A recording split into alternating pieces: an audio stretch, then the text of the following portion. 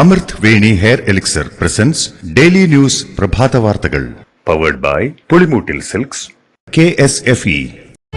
ഈ ആണുങ്ങൾക്ക് മാത്രം എന്താ ഇത്ര അധികം നെറ്റ് കെയറിലും ഹെയർ ലോസ് ഒക്കെ ഉണ്ടാവണേ? ആണുങ്ങളുടെ ഹെയർ ലോസിന്റെ മേജർ റീസൺസ് തന്നെ ഡിഫറെന്റ് ആണ്. സ്കാൽപ്പിലുള്ള 5 ആൽഫ റിഡക്ടേസ് എന്ന എൻസൈം നിങ്ങളുടെ ഹോർമോണുമായി ചേർന്ന് ഹെയർ ഫോളിക്കിൾസിനെ ചുരുക്കുന്നു. Amrut Veni hair elixir for men use ചെയ്യൂ. പുരുഷന്മാർക്ക് വേണ്ടി ബയോടെക്നോളജി പ്രകാരം പ്രത്യേകം ഡെവലപ്പ് ചെയ്തത്. നമസ്കാരം, ഞാൻ ഡേസി ബിജു. ഡെയിലി ന്യൂസിന്റെ പ്രഭാത വാർത്തകളിലേക്ക് സ്വാഗതം. ഇന്ന് മാർച്ച് 29 ശനിയാഴ്ച. സംസ്ഥാനത്ത് പ്രീ പ്രൈമറി വിദ്യാഭ്യാസം 2 വർഷത്തിനു പകരം ഇനി 3 വർഷം. 1ാം ക്ലാസ് പ്രവേശനത്തിനുള്ള കുറഞ്ഞ പ്രായപരിധി 2026 മുതൽ 6 വയസ്സാക്കുന്നതിന് ഒപ്പമായിരിക്കും ഈ മാറ്റം. ഇപ്പോൾ 3 വയസ്സിൽ പ്രീ പ്രൈമറി സ്കൂളിൽ ചേരുന്ന വിദ്യാർത്ഥികൾക്ക് 5ാം വയസ്സിൽ 1ാം ക്ലാസ്സിൽ പ്രവേശനം ലഭിക്കുന്ന സ്ഥാനത്താണ് 1 വർഷം കൂടി അധികം പഠിക്കേണ്ടി വരിക. ആശാ വർക്കർമാരുടെ ഓണറേറിയത്തിനായി കേന്ദ്ര സർക്കാർ സംസ്ഥാനങ്ങൾക്ക് പ്രത്യേക ഫണ്ട് നൽകുന്നില്ലെന്ന് കേന്ദ്ര ആരോഗ്യ സഹമന്ത്രി പ്രതാപ് റാവു ജാദവ്. ആശാ വർക്കർമാരുടെ കാര്യത്തിൽ പ്രാഥമിക ഉത്തരവാദിത്വം സംസ്ഥാന സർക്കാരിനാണെന്നും മന്ത്രി അറിയിച്ചു. ലോക്സഭയിൽ NK പ്രേമചന്ദ്രൻ MPക്ക് നൽകിയ മറുപടിയിലാണ് ഇക്കാര്യം മന്ത്രി വ്യക്തമാക്കിയത്. ആശാ വർക്കർമാർക്ക് UDFും BJPയും ഭരിക്കുന്ന തദ്ദേശ സ്ഥാപനങ്ങൾ പ്രഖ്യാപിച്ച അധിക സഹായം തട്ടിപ്പെന്ന് തദ്ദേശ വകുപ്പ് മന്ത്രി MP രാജേഷ്. അപ്രായോഗികമായ തീരുമാനമെന്നും സർക്കാർ അനുമതി നൽകുമോ ഇല്ലയോ എന്നത് പ്രശ്നമല്ലെന്നും അദ്ദേഹം പറഞ്ഞു. അതേസമയം സർക്കാർ മാനദണ്ഡത്തിനും ചട്ടത്തിനും അനുസൃതമായാണ് തീരുമാനമെന്നാണ് സഹായം പ്രഖ്യാപിച്ച തദ്ദേശ സ്ഥാപനങ്ങളുടെ നിലപാട്. സമരം ചെയ്യുന്ന ആശാ വർക്കർമാരോട് സർക്കാർ പ്രതികാര നടപടി സ്വീകരിക്കുന്നുവെന്ന് സമരസമിതി. സർക്കാർ നടപടി അങ്ങേയറ്റം ഖേദകരമാണെന്നും വലിയ പ്രതിസന്ധിയിലൂടെയാണ് ആശമാർ കടന്നുപോകുന്നതെന്നും സമരസമിതി പറഞ്ഞു. സമരത്തിന്റെ 50ാം ദിവസമായ തിങ്കളാഴ്ച സെക്രട്ടേറിയറ്റിന് മുന്നിൽ ആശമാർ മുടിമുറിച്ച് പ്രതിഷേധിക്കുമെന്നും സമരസമിതി നേതാക്കൾ വ്യക്തമാക്കി. മാസപ്പടി കേസിൽ മുഖ്യമന്ത്രി ഔദ്യോഗിക പദവി ദുരുപയോഗം ചെയ്തെന്ന ആരോപണത്തിന് തെളിവുകൾ ഹാജരാക്കാൻ മാത്യു കുഴൽനാടന് സാധിച്ചില്ലെന്ന് ഹൈക്കോടതി. കരിമണൽ കമ്പനിക്ക് സർക്കാർ ഒത്താശ ചെയ്ത് നൽകിയെന്ന ആരോപണം തെളിയിക്കാനായില്ലെന്നും കോടതി വിധിയിൽ ചൂണ്ടിക്കാട്ടി. അഴിമതിക്കെതിരായ പോരാട്ടം തുടരുമെന്ന് മാത്യു കുഴൽനാടൻ. ഒരുപാട് അക്രമികളും അഴിമതിക്കാരും ബലാത്സംഗം ചെയ്തവരും തെളിവില്ലാത്തതിന്റെ പേരിൽ കോടതി നടപടികളിൽ നിന്ന് രക്ഷപ്പെട്ടിട്ടുണ്ട് എന്നു കരുതി അവർ ചെയ്ത കുറ്റകൃത്യം ഇല്ലാതാകുന്നില്ല. ഉത്തരവിന്റെ പൂർണ്ണരൂപം കിട്ടിയതിനു ശേഷം സഹപ്രവർത്തകരുമായി ആലോചിച്ച് തുടർ നടപടികൾ സ്വീകരിക്കുമെന്നും UDFന് രാഷ്ട്രീയമായ തിരിച്ചടിയാണെന്ന് പറയാനാവില്ലെന്നും മാത്യു കുഴൽനാടൻ പ്രതികരിച്ചു. ചെറിയ പെരുന്നാൾ ദിനം നിർബന്ധിത പ്രവൃത്തി ദിനമാക്കി customs Kerala region chief commissioner. 29, 30, 31 ദിവസങ്ങളിൽ നിർബന്ധമായും ഓഫീസിൽ എത്തണമെന്നാണ് ഉദ്യോഗസ്ഥർക്ക് നൽകിയിരിക്കുന്ന നിർദ്ദേശം. കേരളത്തിലെ കസ്റ്റംസ് സെൻട്രൽ GST ഉദ്യോഗസ്ഥർക്കാണ് നിർദ്ദേശം നൽകിയിരിക്കുന്നത്.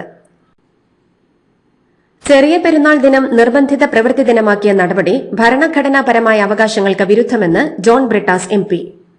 കസ്റ്റംസ് കേരള റീജിയൻ ചീഫ് കമ്മീഷണറുടെ ഉത്തരവ് പിൻവലിക്കണമെന്നാവശ്യപ്പെട്ട് ജോൺ ബ്രിട്ടാസ് MP കേന്ദ്ര ധനമന്ത്രി നിർമ്മല സീതാരാമന് കത്തയച്ചു.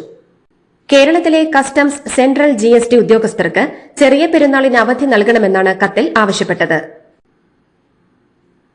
കേരളത്തിനുള്ള എയിംസ് കോഴിക്കോട് ജില്ലയിൽ സ്ഥാപിക്കരുതെന്ന ആവശ്യവുമായി കാസർഗോഡ് നിന്നുള്ള കോൺഗ്രസ് MP രാജ്മോഹൻ ഉണ്ണിത്താൻ. ഈ ആവശ്യം ഉന്നയിച്ച് അദ്ദേഹം കേന്ദ്ര ആരോഗ്യമന്ത്രിയെ കണ്ടു. കോഴിക്കോട് മെഡിക്കൽ കോളേജും സൂപ്പർ സ്പെഷ്യാലിറ്റി ആശുപത്രികളുമുണ്ടെന്നും സംസ്ഥാനത്ത് പിന്നാക്കം നിൽക്കുന്ന കാസർഗോഡ് ജില്ലയ്ക്ക് എയിംസ് അനുവദിക്കണമെന്നും അദ്ദേഹം ആവശ്യപ്പെട്ടു.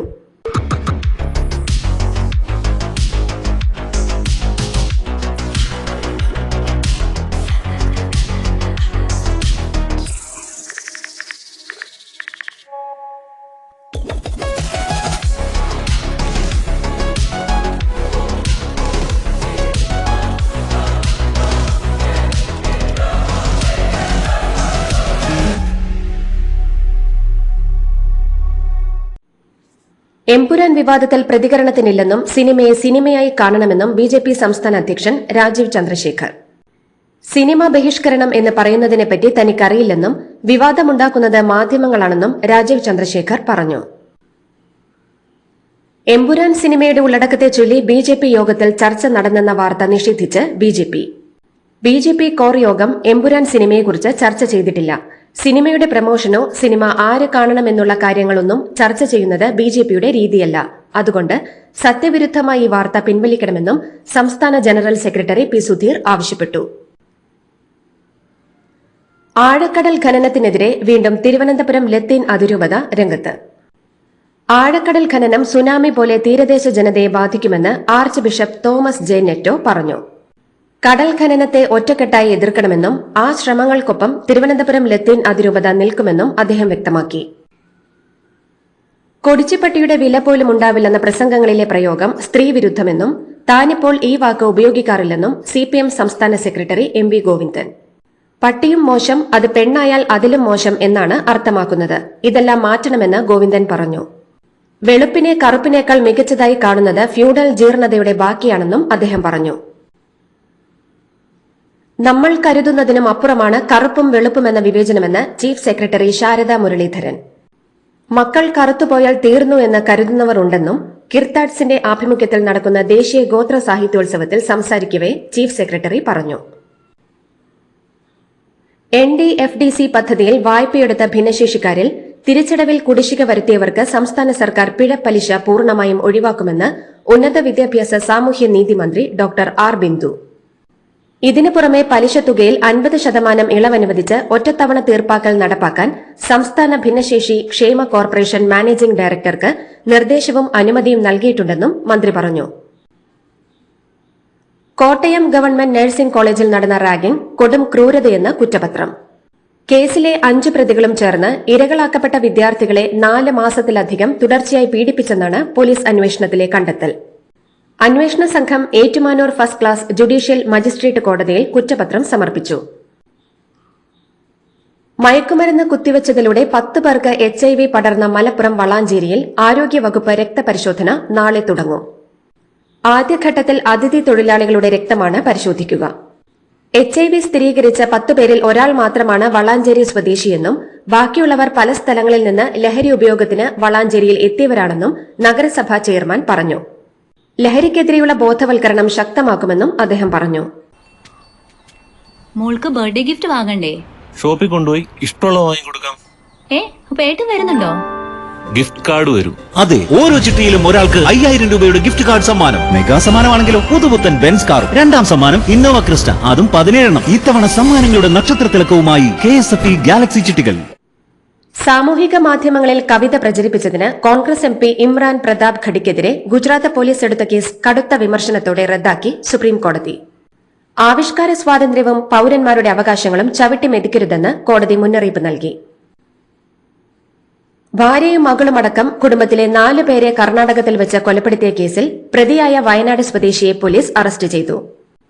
തിരുനെല്ലി അത്തിമല സ്വദേശി ഗിരീഷിനെയാണ് തലപ്പുഴ പോലീസ് അറസ്റ്റ് ചെയ്തത്. കർണാടക പൊന്നമ്പേട്ട സ്വദേശിയായ ഭാര്യ നാഗി, മകൾ കാവേരി, ഭാര്യ പിതാവ് കരിയൻ, ഭാര്യയുടെ അമ്മ ഗൌരി എന്നിവരെയാണ് ഗിരീഷ് കൊലപ്പെടുത്തിയത്. സൈബർ തട്ടിപ്പുകാരുടെ ഡിജിറ്റൽ അറസ്റ്റ് ഭയന്ന് വയോധിക ദമ്പതിമാർ ജീവനൊടുക്കി. ബെലഗാവിയിലെ ഖാനാപൂർ താലൂക്കിലുള്ള ബീഡി ഗ്രാമത്തിലാണ് സംഭവം. ഡീഗോ സന്താൻ നസ്രേത്ത്, ഭാര്യ ഫ്ലാവിയ എന്നിവരാണ് ജീവനൊടുക്കിയത്. തന്റെ സിം കാർഡ് നിയമവിരുദ്ധമായ ചില പരസ്യങ്ങൾക്ക് പണം അയക്കുന്നതിനും മോശം സന്ദേശങ്ങൾ അയക്കുന്നതിനും ഉപയോഗിച്ചെന്ന് പറഞ്ഞായിരുന്നു ഭീഷണി. 50 ലക്ഷത്തിലധികം രൂപ കൈമാറിയിട്ടും തട്ടിപ്പുകാർ കൂടുതൽ പണം ആവശ്യപ്പെട്ടുവെന്നും കുറിപ്പിൽ പറയുന്നുണ്ട്. ജീവനക്കാരുടെയും പെൻഷൻകാരുടെയും ക്ഷാമബത്ത കേന്ദ്ര സർക്കാർ ഉയർത്തി. 53% നിന്നും 55%ആയാണ് DA വർദ്ധിപ്പിച്ചത്. 48.66 ലക്ഷം വരുന്ന കേന്ദ്ര സർക്കാർ ജീവനക്കാർക്കും 66.55 ലക്ഷം വരുന്ന കേന്ദ്ര സർവീസ് പെൻഷൻകാർക്കും വർധനവിന്റെ ഗുണം ലഭിച്ചു. 2025 ജനുവരി 1 മുതൽ മുൻകാല പ്രാബല്യത്തോടെയാണ് 2% DA വർധന നടപ്പാക്കുന്നത്. ഇന്ത്യ തദ്ദേശീയമായി വികസിപ്പിച്ച പ്രചണ്ഡ് ലഘു യുദ്ധ ഹെലികോപ്റ്ററുകൾ വാങ്ങാനുള്ള ഇടപാടിന് അംഗീകാരം. ഹിന്ദുസ്ഥാൻ എയ്റോനോട്ടിക്സ് ലിമിറ്റഡിൽ നിന്ന് കരസേനയ്ക്കും വ്യോമസേനയ്ക്കുമായി 156 പ്രചണ്ഡ് ഹെലികോപ്റ്ററുകൾ വാങ്ങാനുള്ള ഇടപാടിനാണ് അംഗീകാരം. സുരക്ഷാ കാര്യങ്ങൾക്കുള്ള മന്ത്രിസഭാ സമിതിയാണ് ഹെലികോപ്റ്റർ ഇടപാടിന് അന്തിമ അനുമതി നൽകിയത്. മ്യാൻമറിലും അയൽരാജ്യമായ തായ്ലൻഡിലും അനുഭവപ്പെട്ട ശക്തമായ ഭൂചലനത്തിൽ 150-ലധികം പേർ മരിച്ചതായി അന്താരാഷ്ട്ര മാധ്യമങ്ങൾ റിപ്പോർട്ട് ചെയ്തു. കെട്ടിടങ്ങൾ തകർന്നു വീണ നിരവധി പേർ കുടുങ്ങിയിട്ടുണ്ട്. രക്ഷാപ്രവർത്തനം പുരോഗമിക്കുന്നു. മരണസംഖ്യ ഇനിയും ഉയരാൻ സാധ്യതയുള്ളതായി ദൌത്യസംഘത്തെ ഉദ്ധരിച്ച് വിവിധ മാധ്യമങ്ങൾ റിപ്പോർട്ട് ചെയ്തു. അതിനിടെ ഭൂചലനത്തിൽ രാജ്യത്ത് ആയിരക്കണക്കിന് ആളുകൾ മരിച്ചിരിക്കാമെന്ന് യുണൈറ്റഡ് സ്റ്റേറ്റ്സ് ജിയോളജിക്കൽ സർവേ ഒരു പ്രസ്താവനയിൽ പ്രവചിച്ചു. മ്യാൻമറിലും തായ്ലൻഡിലുമുണ്ടായ ഭൂചലനത്തിൽ രാജ്യങ്ങൾക്ക് സഹായവും പിന്തുണയും വാഗ്ദാനം ചെയ്ത് പ്രധാനമന്ത്രി നരേന്ദ്രമോദി. സാധ്യമായ എല്ലാ സഹായങ്ങളും ചെയ്യാൻ ഇന്ത്യ തയ്യാറാണെന്ന് പ്രധാനമന്ത്രി പറഞ്ഞു. എല്ലാവരുടെയും സുരക്ഷയ്ക്ക് വേണ്ടി പ്രാർത്ഥിക്കുന്നുവെന്നും മ്യാൻമറിലെയും തായ്ലൻഡിലെയും സർക്കാർ അധികൃതരുമായി ബന്ധപ്പെടാൻ വിദേശകാര്യ മന്ത്രാലയത്തിന് നിർദ്ദേശം നൽകിയെന്നും മോദി പറഞ്ഞു.